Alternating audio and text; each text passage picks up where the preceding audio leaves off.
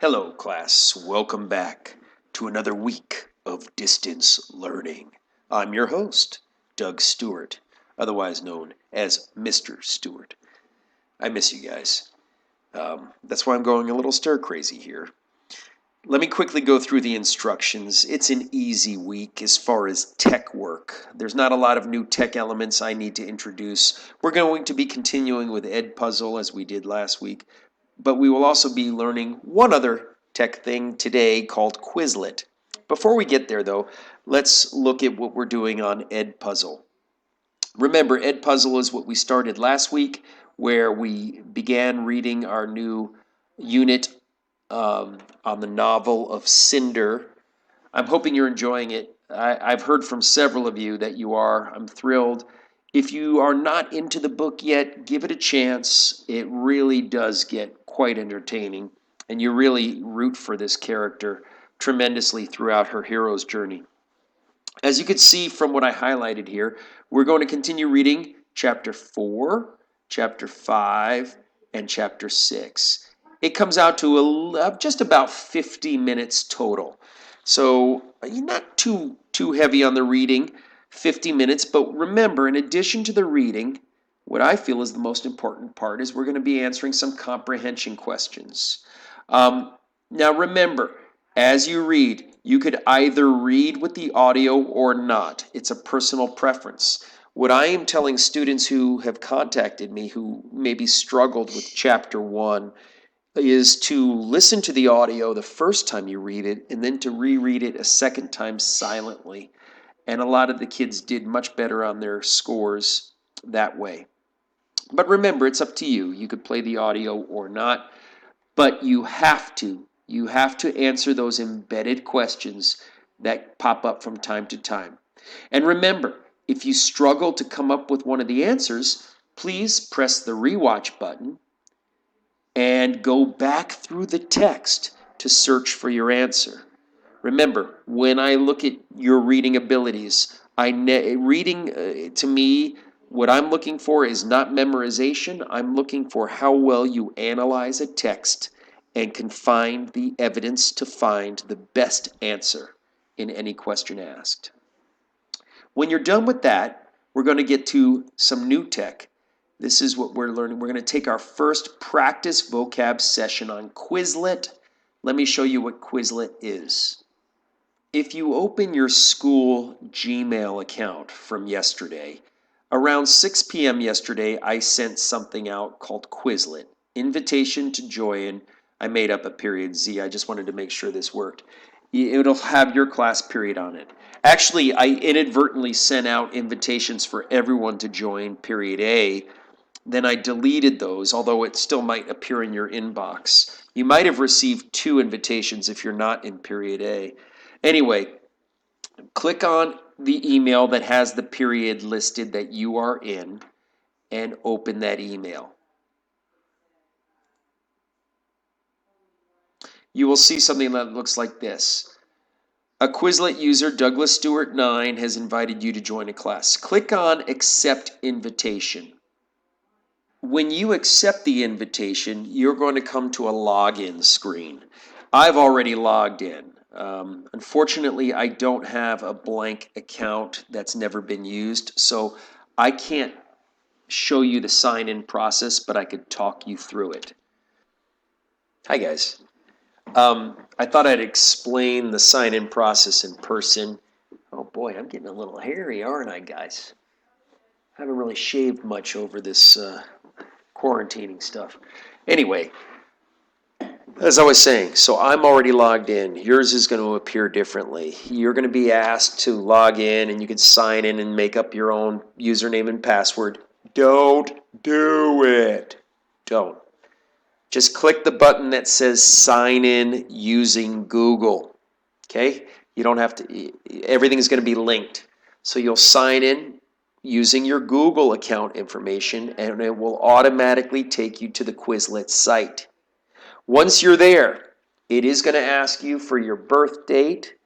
It says for local laws, they need to know that. Don't put in a fraudulent birth date. Just put in your real birth date. And it will ask you for what you want to be called while in the site. They call it a username. It is not really your username for a sign-in. Just put in any username. Keep it clean. Keep it clean. I know who you are. Keep it clean.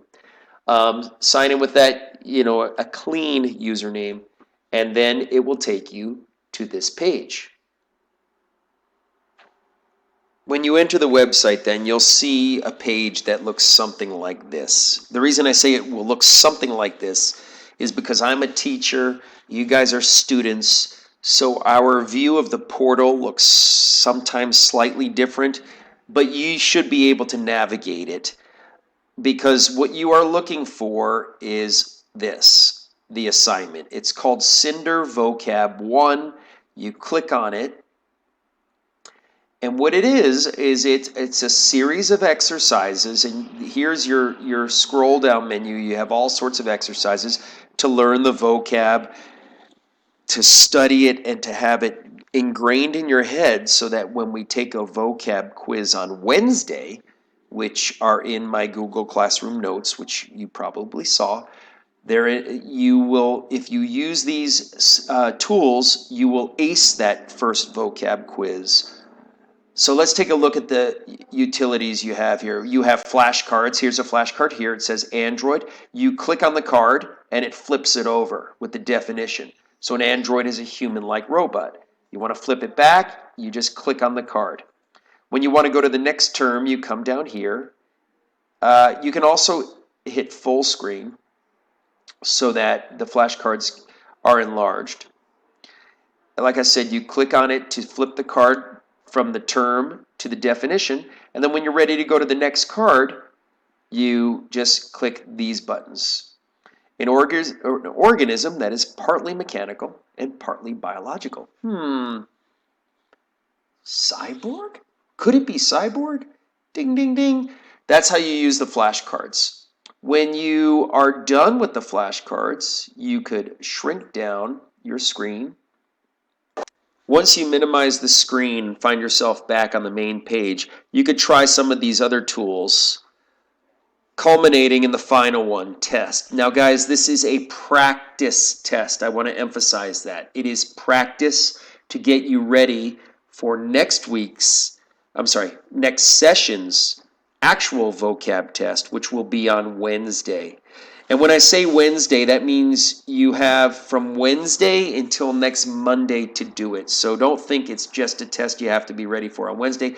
I would like you to do the practice test before that, but you will have until next Monday to respond to my Wednesday posting, which will actually have the actual test. Not only will it be a vocab test, it will also involve some of the chapter questions you guys have been seeing in Edpuzzle as you've been reading. So it will be a comprehension quiz as well as a vocab quiz on chapters 1 through 8. I'm back on our instruction page in Google Classroom. I just want to remind you guys, these are the same terms you saw last week when you filled out your vocabulary worksheet.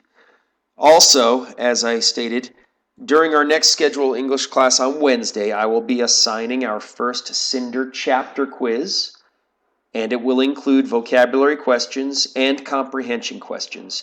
And when I say I'm assigning it on Wednesday, remember, it's not due Wednesday. You will have, Wednesday, Thursday, Friday, Saturday, and Sunday to do it. I just need it by 9 a.m. for our class when we begin next week's classes. You'll learn a lot more about that on Wednesday. Also on Wednesday, I'm going to be putting together some discussion threads for extra credit for those of us who want to sort of go a little bit deeper into the novel. I'm going to be providing extra credit to be a participant in those discussion threads. Extra credit! Yeah, go extra credit. Anyway, class, I miss you guys terribly. I hope you are all doing well and that your families are doing well, and I will talk to you soon. Adios from cyberspace.